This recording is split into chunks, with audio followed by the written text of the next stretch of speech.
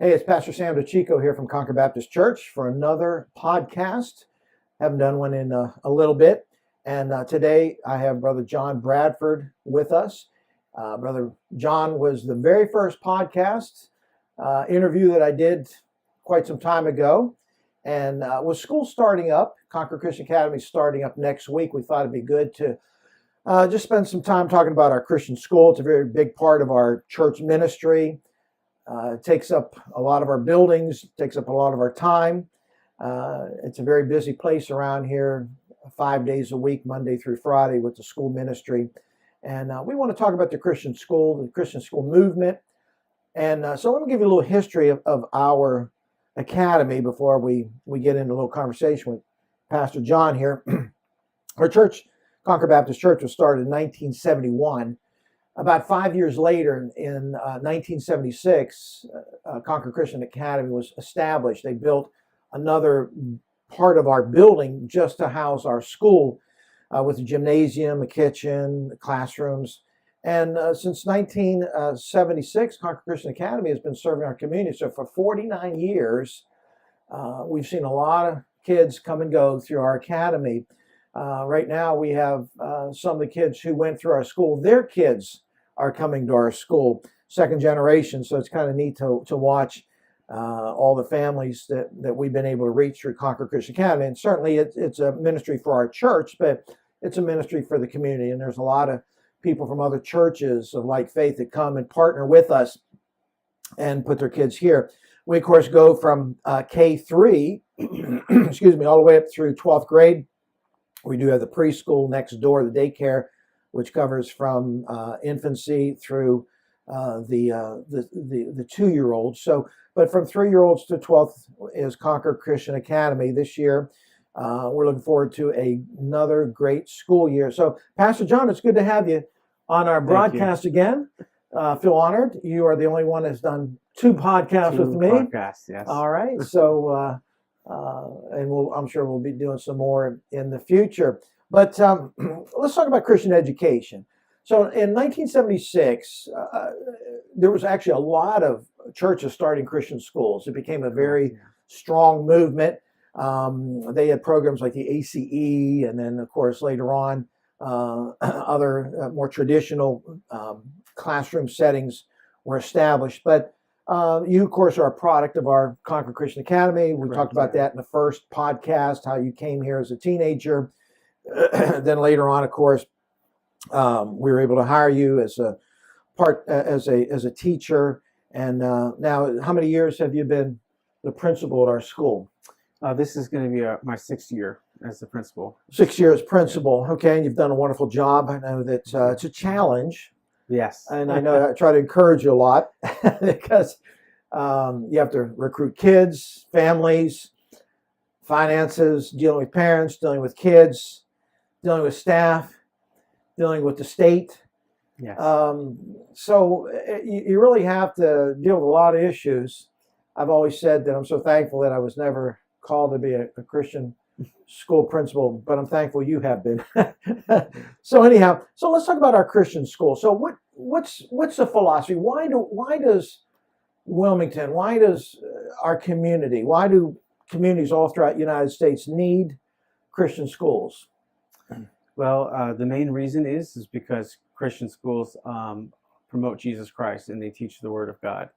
There's many schools in Delaware, across the nation, where the teachers are not allowed to proclaim the Word of God, and the Word of God is truth. So, the uniqueness of a Christian school is that without taking any of the government money, we can freely talk about the things of God, and the teachers can incorporate God in their lessons and promote Christianity through their personal lives to the students. Good.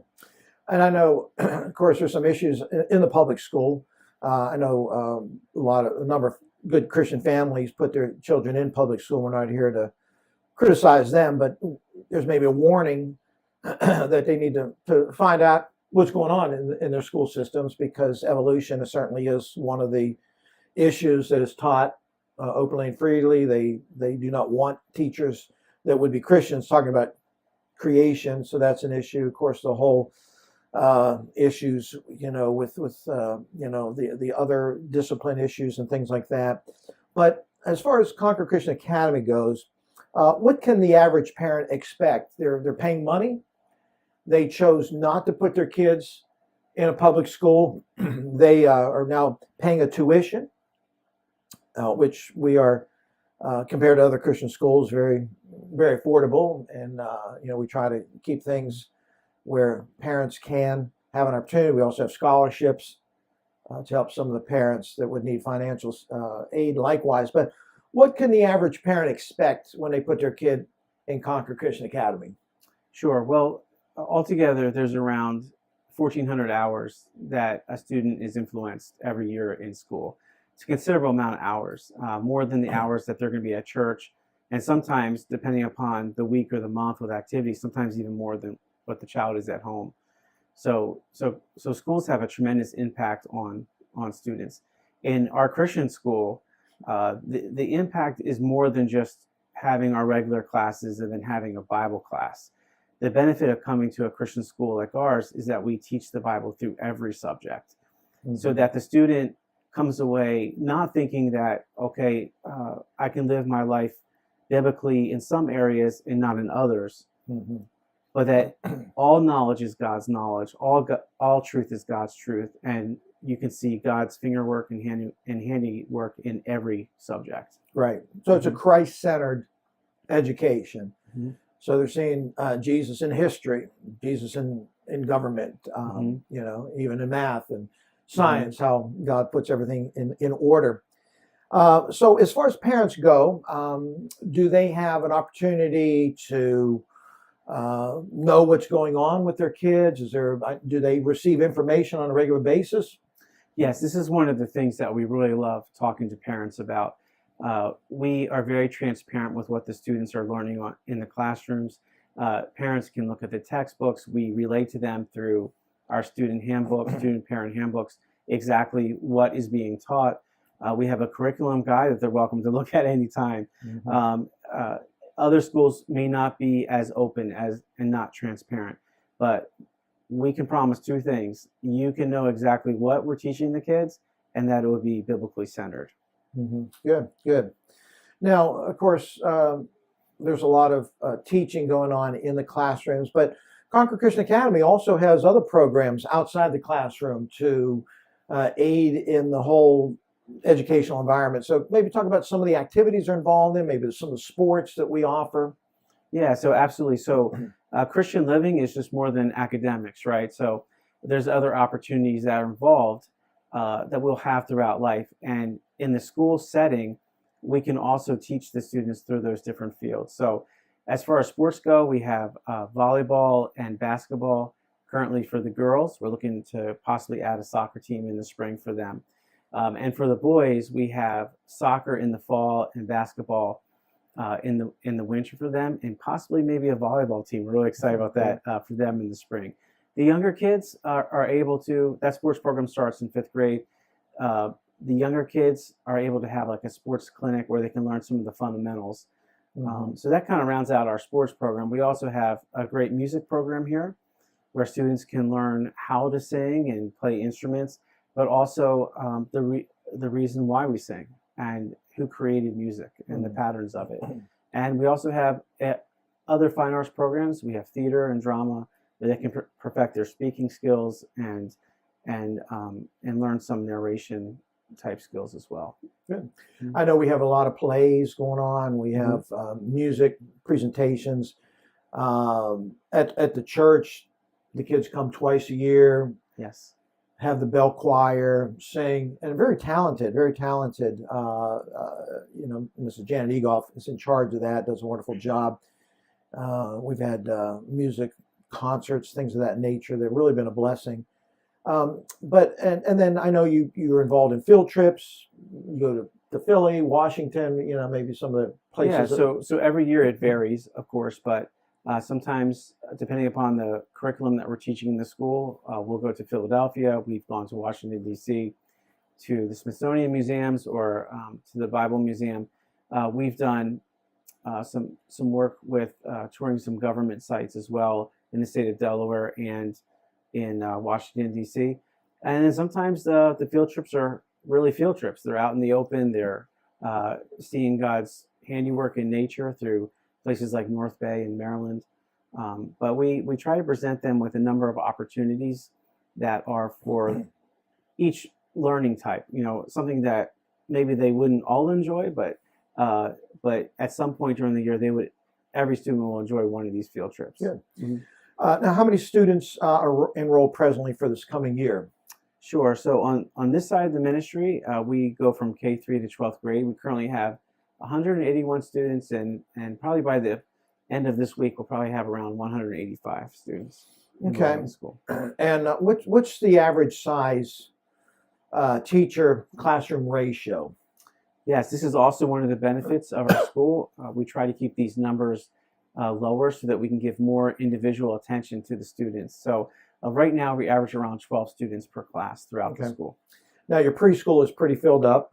Yes, right? We do have some spots still available. Okay, and then elementary, junior high, and high school still available.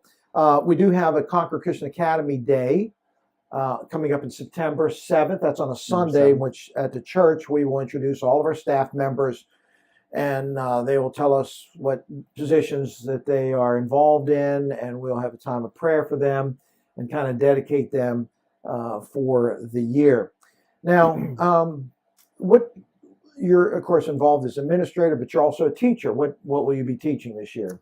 Yeah, so this year I have the privilege of teaching Christian ethics, and specifically what that is how to biblically view and how to biblically understand the different social issues that students currently deal with in high school today. So everything from what is our response to paying taxes? What did Jesus Christ say about paying taxes? Or what is our responsibility with digital devices and the internet?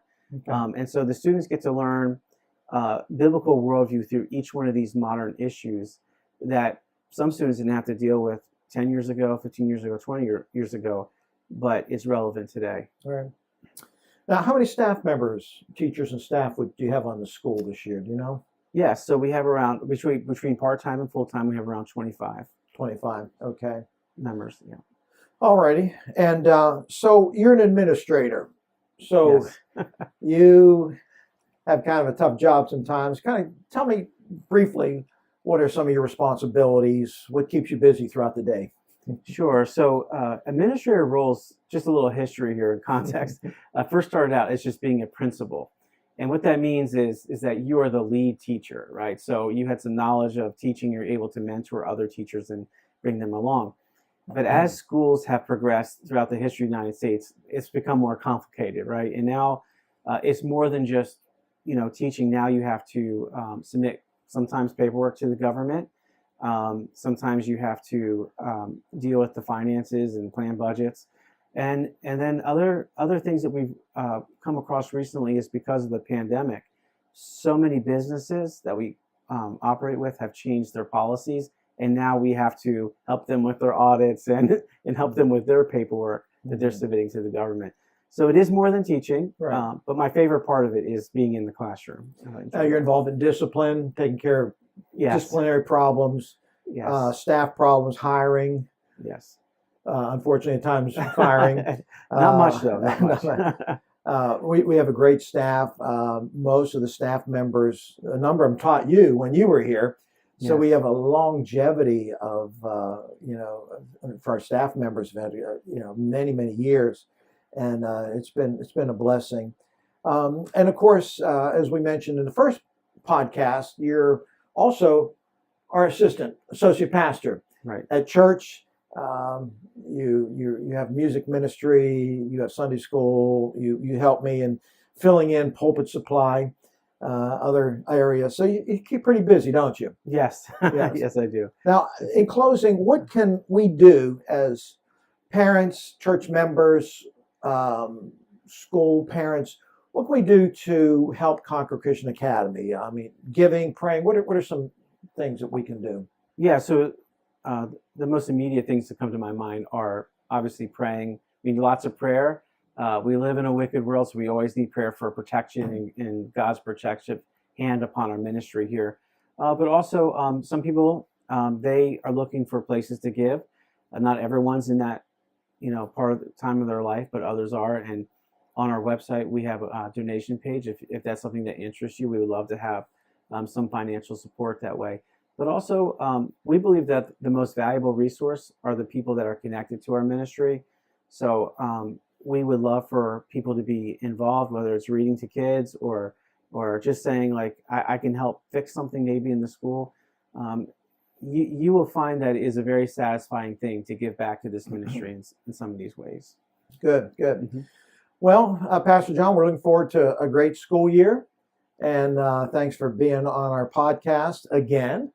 And we wanted to put out this podcast a week before school started, kind of, just to let folks know about Concord Christian Academy. Now, there's still time if you or of other families that want to be involved in enrolling their children. You can always call us or go on our website, get more information. What's our website address? Sure, it's concordchristian.com. That's pretty easy to remember. Yeah. Not concordchristianacademy.com, but concordchristian.com. Concord Christian. Yeah. All right. Well, listen, thank you for being our guest, and we're looking forward to a great year. Thank you. Yeah. All right.